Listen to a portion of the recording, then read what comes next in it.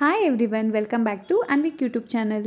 ಕಾಯಿ ಒಬ್ಬಟ್ಟು ಅಂದರೆ ತುಂಬ ಜನ ಮಾಡೋದು ತುಂಬ ಕಷ್ಟ ಅಂತ ಅಂದ್ಕೊತಾರೆ. ಬಟ್ ತಟ್ಟುವಾಗ ಅರ್ಧೋಗುತ್ತೆ, ಸ್ಟಫಿಂಗ್ ಹೊರಗಡೆ ಬರುತ್ತೆ, ಇಲ್ಲ ಸಾಫ್ಟ್ ಆಗಲ್ಲ ಅಂತ ಪ್ರಾಬ್ಲಮ್ಸ್ ಇರುತ್ತೆ. ಆದರೆ ಇವತ್ತಿನ ವಿಡಿಯೋ ನೋಡಿದ್ರೆ ಆ ಎಲ್ಲ ಪ್ರಾಬ್ಲಮ್ಸ್ಗೂ ಸಲ್ಯೂಷನ್ ಸಿಗುತ್ತೆ. ನಾನು ಇವತ್ತು ತುಂಬಾ ಸಿಂಪಲ್ ಇಂಗ್ರೀಡಿಯೆಂಟ್ಸ್ನ ಯೂಸ್ ಮಾಡಿ ಸಾಫ್ಟ್ ಟೇಸ್ಟಿ ಪೇಪರ್ ತಿನ್ ಕಾಯಿ ಒಬ್ಬಟ್ಟು ಮಾಡೋದನ್ನ ಸ್ಟೆಪ್ ಬೈ ಸ್ಟೆಪ್ ತೋರಿಸ್ತೀನಿ. ಜೊತೆಗೆ ನಾನು ಪರ್ಸ್ನಲಿ ಫಾಲೋ ಮಾಡುವ ಇಂಪಾರ್ಟೆಂಟ್ ಟಿಪ್ಸ್ನು ಕೂಡ ಶೇರ್ ಮಾಡ್ತೀನಿ. ಹಾಗೆ ಇನ್ನೂ ಯಾರೆಲ್ಲ ನನ್ನ ಚಾನಲ್ಗೆ ಸಬ್ಸ್ಕ್ರೈಬ್ ಆಗಿಲ್ವೋ ಬೇಗನೆ ಸಬ್ಸ್ಕ್ರೈಬ್ ಆಗಿ ಹಾಗೂ ಪಕ್ಕದಲ್ಲಿರೋ ಬೆಲ್ ಐಕಾನ್ನ ಪ್ರೆಸ್ ಮಾಡಿ. ಮೊದಲಿಗೆ ನಾವು ಸ್ಟಫಿಂಗ್ನ ರೆಡಿ ಮಾಡ್ಕೊಳ್ಳೋಣ. ನಾನಿಲ್ಲಿ ಸಣ್ಣ ರವೆ ತೊಗೊಂಡಿದ್ದೀನಿ, ಬೆಲ್ಲ, 3 ದಪ್ಪ ತೆಂಗಿನಕಾಯಿನ ನಾನಿಲ್ಲಿ ತುರ್ಕೊಂಡಿದ್ದೀನಿ. ಮೊದಲಿಗೆ ಪ್ಯಾನ್ ಬಿಸಿ ಆದಮೇಲೆ ನಾವು ಸಣ್ಣ ರವೆ ಅಥವಾ ಚಿರೋಟಿ ರವೆ ಅಂತಾರಲ್ಲ ಅದನ್ನ 1 ಬಟ್ಲಷ್ಟು ಹಾಕ್ಕೊಳ್ಳೋಣ. ಲೋ ಟು ಮೀಡಿಯಂ ಫ್ಲೇಮಲ್ಲಿ ರವಾನ ನಾವು 2 ರಿಂದ 3 ನಿಮಿಷ ಲೈಟ್ ಗೋಲ್ಡನ್ ಕಲರ್ ಬರೋವರೆಗೂ ರೋಸ್ಟ್ ಮಾಡಬೇಕು. ಕಂಟಿನ್ಯೂಸ್ ಆಗಿ ಮಿಕ್ಸ್ ಮಾಡ್ತಾ ಇರಿ. ನಾವು ಈ ರೀತಿ ಲೋ ಫ್ಲೇಮಲ್ಲಿ ರೋಸ್ಟ್ ಮಾಡಿದ್ರೆ ಒಳ್ಳೆ ಅರೋಮಾ ಬರುತ್ತೆ ರವೆದು, ಮತ್ತು ಸ್ಟಫಿಂಗ್ ಕೂಡ ತುಂಬ ಟೇಸ್ಟಿ ಆಗುತ್ತೆ. ಈಗ ರೋಸ್ಟ್ ಮಾಡಿರೋ ರವೆನ ನಾವು ಒಂದು ಪ್ಲೇಟ್ಗೆ ತೆಗೆದು ಕಂಪ್ಲೀಟಾಗಿ ಕೂಲ್ ಆಗೋಕ್ಕೆ ಬಿಡೋಣ. ಈಗ ಅದೇ ಪ್ಯಾನ್ಗೆ ನಾವು ಬೆಲ್ಲನ ಹಾಕ್ಕೊಳ್ಳೋಣ. ನಾನಿಲ್ಲಿ 2.5 ಬಟ್ಲಷ್ಟು ಬೆಲ್ಲ ಹಾಕ್ಕೊತಾ ಇದ್ದೀನಿ. ನಿಮ್ಗೇನಾದ್ರು ಸ್ವೀಟ್ ಜಾಸ್ತಿ ಬೇಕು ಅಥವಾ ಕಮ್ಮಿ ಬೇಕು ಅಂದರೆ ನೀವು ಅದ್ರ ಪ್ರಕಾರ ಬೆಲ್ಲನ ಸೇರಿಸ್ಕೊಳ್ಳಿ. ಈಗ ನಾವು ಬೆಲ್ಲಕ್ಕೆ ಜಾಸ್ತಿ ನೀರು ಹಾಕೋದು ಬೇಡ, ಬೆಲ್ಲ ಕರಗಷ್ಟು ನೀರನ್ನ ಹಾಕ್ಕೊಂಡ್ರೆ ಸಾಕು. ಯಾಕಂದರೆ ನಾವು ತೆಂಗಿನಕಾಯಿ ತುರಿ ಹಾಕೋದ್ರಿಂದ ಅದರಲ್ಲೂ ಕೂಡ ನಮಗೆ ನೀರು ರಿಲೀಸ್ ಆಗುತ್ತೆ. ಹಾಗಾಗಿ ನಾವು ಸ್ಟಫಿಂಗಿಗೆ ಕರೆಕ್ಟ್ ಕನ್ಸಿಸ್ಟೆನ್ಸಿ ಬಿಡಬೇಕಂದ್ರೆ ಬೆಲ್ಲ ನಾವು ಮೆಲ್ಟ್ ಮಾಡೋಕ್ಕೆ ಸ್ವಲ್ಪ ನೀರು ಹಾಕ್ಕೊಂಡ್ರೆ ಸಾಕು.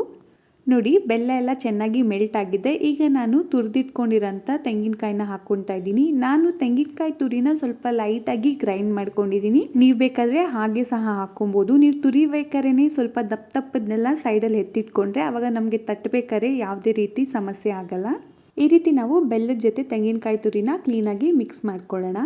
ಈಗ ಇದಕ್ಕೆ ನಾವು ಹುರಿದಿಟ್ಕೊಂಡಿದ್ದಂಥ ಸಣ್ಣ ರವೆ ಅಥವಾ ಚಿರೋಟಿ ರವೆನ ಸೇರಿಸ್ಕೊಳ್ಳೋಣ. ರವೆನ ನಾವು ಹಾಕೊಂಡ್ಮೇಲೆ ಸ್ವಲ್ಪ ಚೆನ್ನಾಗಿ ಕಂಟಿನ್ಯೂಸ್ ಆಗಿ ಮಿಕ್ಸ್ ಮಾಡಬೇಕಾಗತ್ತೆ. ಈಗ ಮಾಡೋದ್ರಿಂದ ಲಂಪ್ಸ್ ಆಗಲ್ಲ ಹಾಗೂ ಸ್ಟಫಿಂಗ್ ಕೂಡ ತುಂಬ ಸ್ಮೂತ್ ಕನ್ಸಿಸ್ಟೆನ್ಸಿಗೆ ಬರುತ್ತೆ. ಈ ರೀತಿ ನಾವು ಕಂಪ್ಲೀಟಾಗಿ ಮಿಕ್ಸ್ ಮಾಡ್ಕೊಂಡ್ಮೇಲೆ ಇವಾಗ ನಾವು ಕೊನೆಯದಾಗಿ ಇದಕ್ಕೆ ಸ್ವಲ್ಪ ಏಲಕ್ಕಿ ಪುಡಿನ ಸೇರಿಸ್ಕೊಳ್ಳೋಣ. ಯಾವುದೇ ಸ್ವೀಟ್ ಡಿಶ್ಗಾದರೂ ಏಲಕ್ಕಿ ಪುಡಿ ಇಲ್ಲದೆ ಅದು ಕಂಪ್ಲೀಟ್ ಆಗೋದೇ ಇಲ್ಲ ಅನಿಸುತ್ತೆ. ಏಲಕ್ಕಿ ಹಾಕಿದ ಕೂಡಲೇ ಒಳ್ಳೆ ಅರೋಮಾ ಬರೋಕ್ಕೆ ಶುರು ಆಗುತ್ತೆ. ಸ್ಟಫಿಂಗ್ ರೆಡಿ ಆಗಿದೆ. ಇದು ತುಂಬ ತೆಳ್ಳಗೂ ಇರಬಾರ್ದು ಅಥವಾ ತುಂಬ ಡ್ರೈ ಆಗಿ ಕೂಡ ಇರಬಾರ್ದು. ನೋಡಿ, ಈ ರೀತಿ ಕನ್ಸಿಸ್ಟೆನ್ಸಿಲಿದ್ರೆ ಪರ್ಫೆಕ್ಟ್ ಆಗಿದೆ ಅಂತ ಅರ್ಥ. ಸ್ಟಫಿಂಗ್ ಕೂಲ್ ಆಗೋಷ್ಟರಲ್ಲಿ ನಾವು ಮೈದಾ ಕಲಿಸ್ಕೊಳ್ಳೋಣ.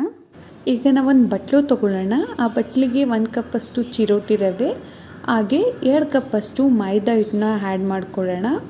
ಅದ್ರ ಜೊತೆಗೆ ಒಂದು ಚಿಟಿಕೆಯಷ್ಟು ಉಪ್ಪು ಹಾಗೂ ಸ್ವಲ್ಪ ಒಂದು 3 ಸ್ಪೂನಷ್ಟು ಎಣ್ಣೆ ಎಲ್ಲನೂ ಹಾಕ್ಕೊಂಡು ಸ್ವಲ್ಪ ಚೆನ್ನಾಗಿ ಮಿಕ್ಸ್ ಮಾಡ್ಕೊಳ್ಳೋಣ. ಹಾಗೆ ಅದು ಸ್ವಲ್ಪ ಮಿಕ್ಸ್ ಆದಮೇಲೆ ನಾವು ಸ್ವಲ್ಪನೇ ನೀರನ್ನ ಆ್ಯಡ್ ಮಾಡಿಕೊಂಡು ಇದನ್ನು ಚೆನ್ನಾಗಿ ಕಲಿಸ್ಕೊಳ್ಳೋಣ.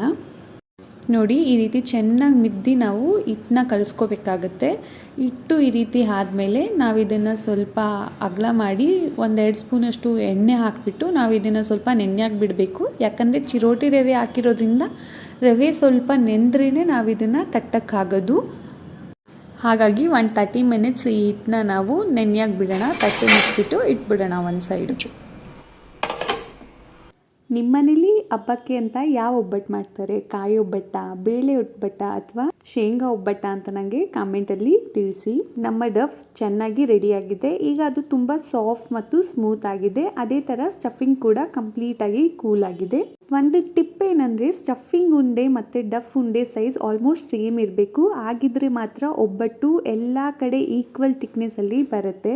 ಈ ರೀತಿ ನಾವು ಒಂದು ಉಂಡೆ ಮಾಡಿಕೊಂಡು ಕೈಯಿಂದ ಸ್ವಲ್ಪ ಫ್ಲ್ಯಾಟ್ ಮಾಡ್ಕೊಳ್ಳಿ. ಸೆಂಟರಲ್ಲಿ ಸ್ಟಫಿಂಗ್ ಉಂಡೆ ಇಟ್ಟು ಎಲ್ಲ ಸೈಡಿಂದ ನಿಧಾನವಾಗಿ ಕ್ಲೋಸ್ ಮಾಡಿ.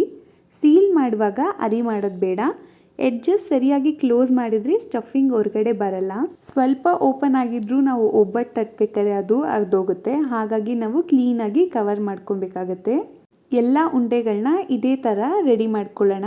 ವಿಡಿಯೋ ಇಷ್ಟ ಆದರೆ ಲೈಕ್ ಮಾಡೋದನ್ನ ಮರಿಬೇಡಿ. ನಿಮ್ಮ ಸಪೋರ್ಟಿಂದ ನನಗೆ ಇನ್ನೂ ತುಂಬ ಅಥೆಂಟಿಕ್ ಕರ್ನಾಟಕ ರೆಸಿಪೀಸ್ನ ಶೇರ್ ಮಾಡೋಕ್ಕೆ ಇನ್ಸ್ಪಿರೇಷನ್ ಸಿಗುತ್ತೆ. ಈಗ ನಾವೊಂದು ಬನಾನಾ ಲೀಫ್ ಅಥವಾ ಬಟರ್ ಪೇಪರ್ ಇಲ್ಲ ಅಂದರೆ ಈ ರೀತಿ ಕ್ಲೀನಾಗಿರೋ ಪ್ಲಾಸ್ಟಿಕ್ ಶೀಟ್ ಮೇಲೆ ಸ್ವಲ್ಪ ಆಯಿಲ್ನ ಹಾಕ್ಕೊಂಡು ಉಂಡೆನ ಇಟ್ಕೊಂಡು ಸ್ವಲ್ಪ ಲೈಟಾಗಿ ಪ್ರೆಸ್ ಮಾಡಿ ಮೇಲ್ಗಡೆ ಈ ರೀತಿ ಇನ್ನೊಂದು ಕವರಿಂದ ಈ ರೀತಿ ನಾನು ಒಬ್ಬಟ್ಟನ್ನ ತಟ್ಟುತ್ತೀನಿ. ನೀವು ಬೇಕಾದ್ರೆ ಮೇಲ್ಗಡೆ ಕವರ್ ಹಾಕೊಳ್ಳದೆ ಸಹ ಹಾಗೆ ಮಾಡ್ಕೊಳ್ಬೋದು.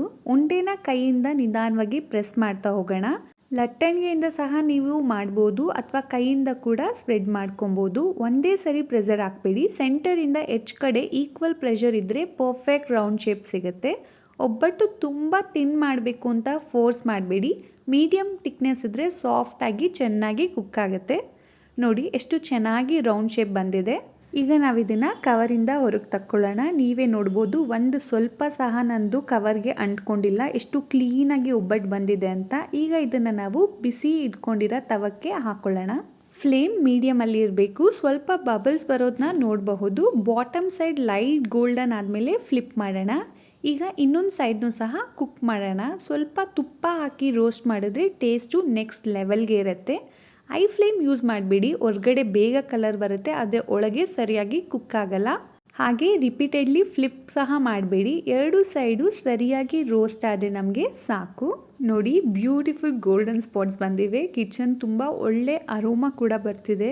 ತುಂಬಾ ಸಾಫ್ಟಾಗಿ ಒಬ್ಬಟ್ಟು ಬಂದಿದೆ. ಡೆಫಿನೆಟ್ಲಿ ನೀವು ನಿಮ್ಮ ಮನೇಲಿ ಒಂದ್ಸಲಿ ಟ್ರೈ ಮಾಡಿ ಹಾಗೂ ನನಗೆ ಕಮೆಂಟಲ್ಲಿ ತಿಳಿಸೋದನ್ನ ಮರಿಬೇಡಿ ಹೇಗಾಗಿತ್ತು ಅಂತ. ಇವತ್ತಿನ ಈ ರೆಸಿಪಿ ನಿಮಗೆ ಇಷ್ಟ ಆಗಿದ್ರೆ ಒಂದು ಲೈಕ್ ಮಾಡಿ, ಹಾಗೆ ನಿಮ್ಮ ಫ್ರೆಂಡ್ಸ್ ಫ್ಯಾಮಿಲಿ ಜೊತೆ ಶೇರ್ ಮಾಡಿ, ಹಾಗೂ ನಮ್ಮ ಅನ್ವಿಕ್ ಯೂಟ್ಯೂಬ್ ಚಾನಲ್ಗೆ ಸಬ್ಸ್ಕ್ರೈಬ್ ಮಾಡೋದನ್ನ ಮರಿಬೇಡಿ. ನೆಕ್ಸ್ಟ್ ವಿಡಿಯೋದಲ್ಲಿ ಇನ್ನೊಂದು simple taste authentic Karnataka recipe ಜೊತೆ ಸಿಗ್ತೀನಿ. ಅಂಟಿಲ್ ದೆನ್ ಟೇಕ್ ಕೇರ್, ಬಾಯ್.